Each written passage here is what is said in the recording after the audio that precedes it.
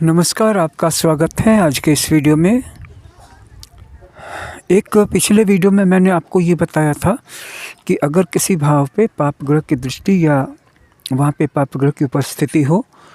तो उस भाव से संबंधित फल बहुत ज़्यादा बिगड़ सकते हैं,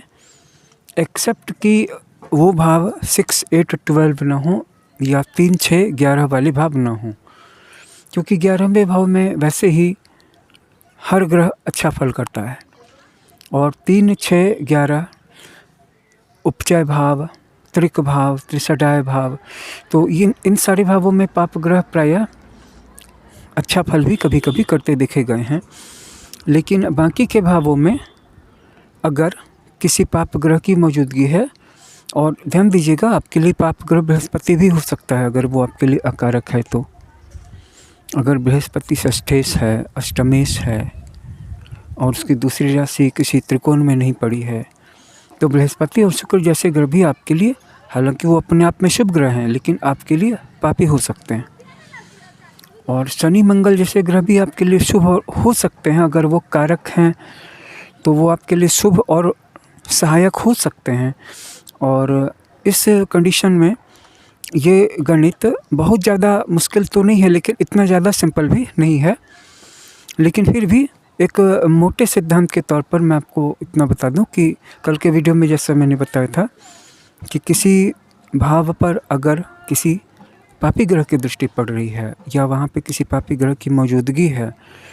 ऐसा ग्रह जो आपके लिए पापी है, आपके लिए अकारक है, आपके लिए अशुभ है या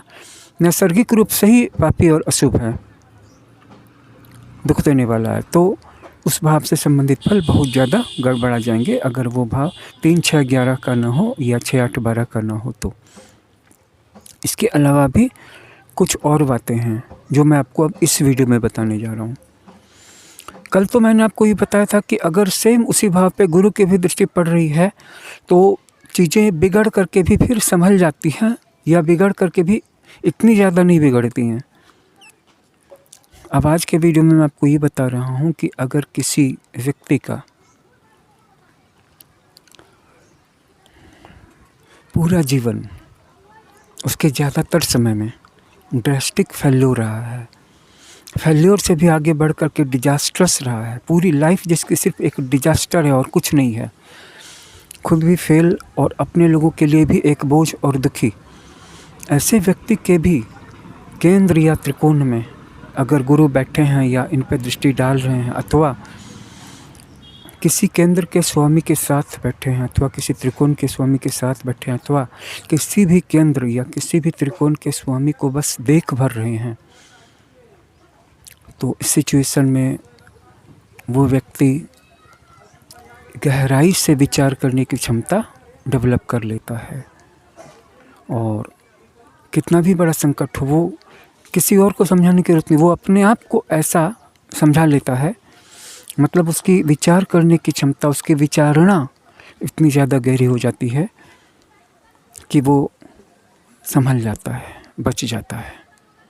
इसलिए बृहस्पति के सुप्रभावों का कोई अंत नहीं है। और अगर आपकी कुंडली में बृहस्पति अच्छे नहीं हैं, मजबूत नहीं हैं, तो आप सिंपली बृहस्पतिवार को 4 घंटे का उपवास करके भी,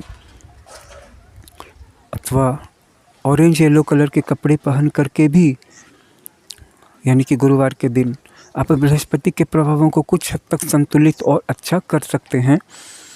बाकी अगर आपके पास समय है तो बृहस्पति से संबंधित जितने भी मंत्र हैं उनमें से किसी भी मंत्र को लेकर के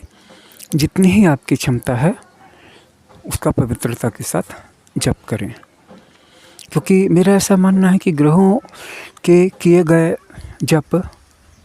बहुत जल्द फल देते हैं।